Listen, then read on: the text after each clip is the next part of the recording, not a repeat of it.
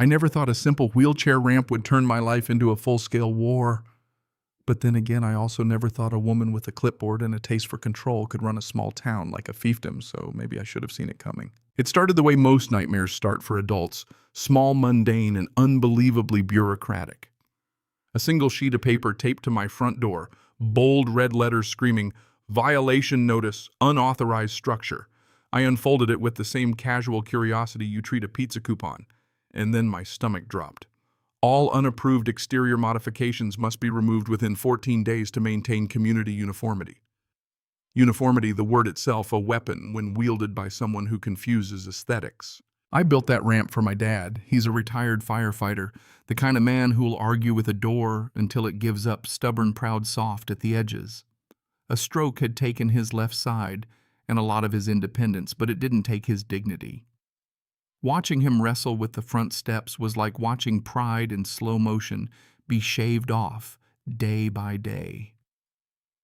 The ramp brought him back some of that dignity. It wasn't flashy, it matched the house, and I checked the local codes twice because I'm the kind of son who triple checks the locks. Apparently, municipal ordinances don't matter when Georgia Cooper decides a ramp disrupts the visual harmony of Maple Ridge. She showed up the next morning like a storm in a polo shirt. 2 board members in tow, as if she were announcing a verdict and not asking a question. "You have 1 week to remove the ramp," she said, nails tapping a rhythm on a clipboard that sounded like a judge's gavel. I told her the ADA protects modifications like this, federal law, very clear. Her smile tightened and she handed me a different paper, $5,000 fine. Due immediately. That's when I knew this had stopped being about rules. I should have left, then taken that fine to small claims and called it a day, but there's pride in more than one pocket. There's a line between compromise and being bullied, and I'd watched this woman cross it 1,000 times. The ramp stayed. She escalated. A bogus lawsuit appeared, not filed with any courthouse, stamped and signed with the kind of sloppy forgery you'd expect from a high school play. But look, she even put a judge's name on it.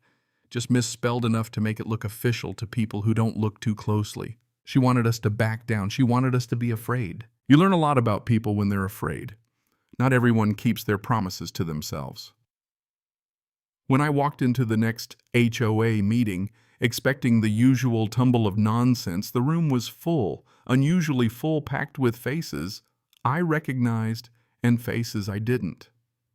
Georgia sat at the front like someone who'd booked the place and ordered applause.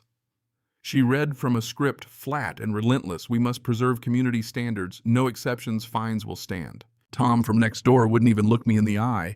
I'd talked to him a few days before coffee on his porch, and he'd called her a tyrant. That day he sat quiet. The room's silence wasn't agreement.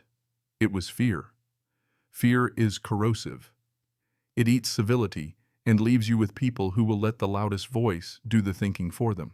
So I did what you do when someone tries to weaponize the system. I got a lawyer. Daniel Reyes looked at Georgia's lawsuit for about 3 seconds, and then with the kind of weary contempt only a man who's been knee-deep in HOA nonsense could muster, told me it was fake.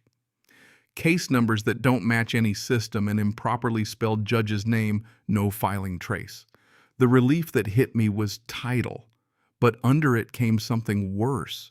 Daniel scrolled through public records and pulled up a list of properties foreclosures, odd transfers, shell company buyers, and then a name that made my stomach drop. GCP Holdings. "It stands for Georgia Cooper Properties," he said, voice low. This was personal now, and not in the "my lawn got trimmed" sense, in the "they were taking people's homes" sense. Houses are where lives happen, where memories get built. Watching someone treat them like pawns is something that wakes up the deep, righteous parts of you. We filed suit, the real kind, for fraud, extortion, and conspiracy to illegally seize property. Georgia played every card. She had slick attorney-rehearsed outrage, the sort of expensive posture that says, "I'm untouchable." For a minute I wondered if she was. The courtroom, though, the courtroom changes things. People who thought they were alone in their suffering stood up and told the truth. One by one, homeowners testified, the elderly couple who'd been forced to sell the young mother who'd lost savings under bogus fines, the man whose credit was ruined after years of manufactured compliance fees. Daniel put the pattern on a projector until you could see the scam in HD, forged notices, fake court documents, bank transfers to shell companies, signatures that didn't match. The jury watched Georgia shrink from a monarch into a defendant.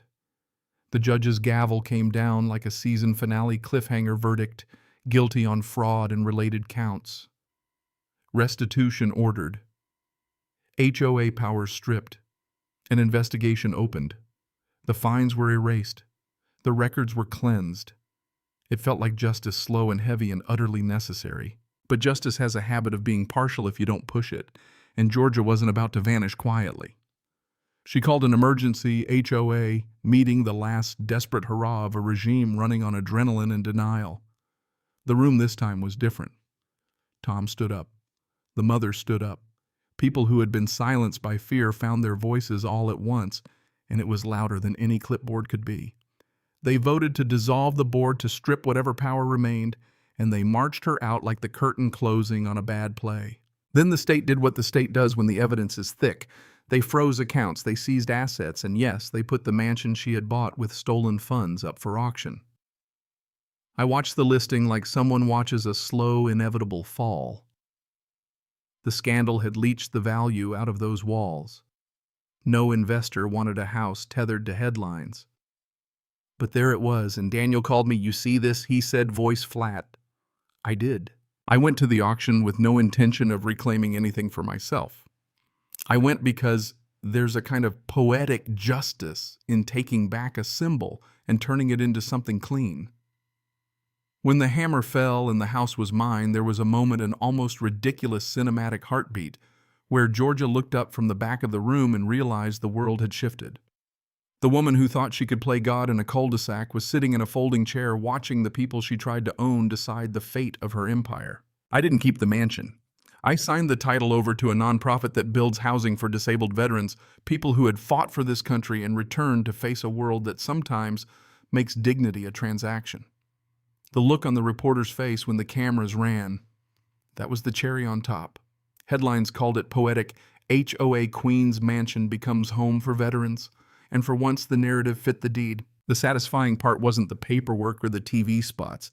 It was seeing the ramp stay where it always belonged, watching my dad stand on it and reach for the door like he'd earned every inch of that walk because he had. It was watching neighbors who'd learned to be fearful look up at the same sky and breathe differently.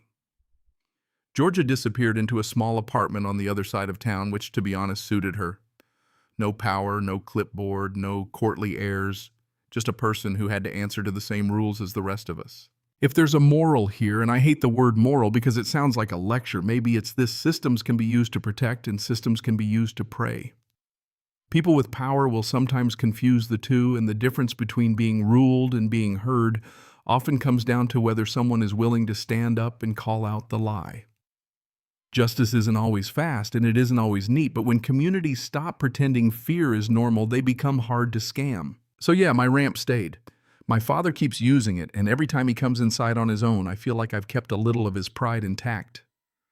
Georgia lost almost everything she built on other people's fear.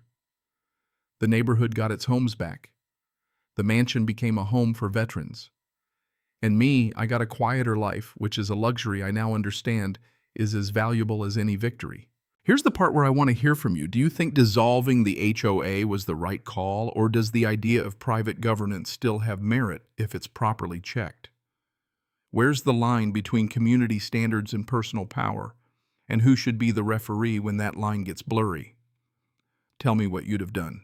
If you've ever been bullied by someone hiding behind rules, or if you've watched an institution you trusted turn against you, drop a comment, share your story.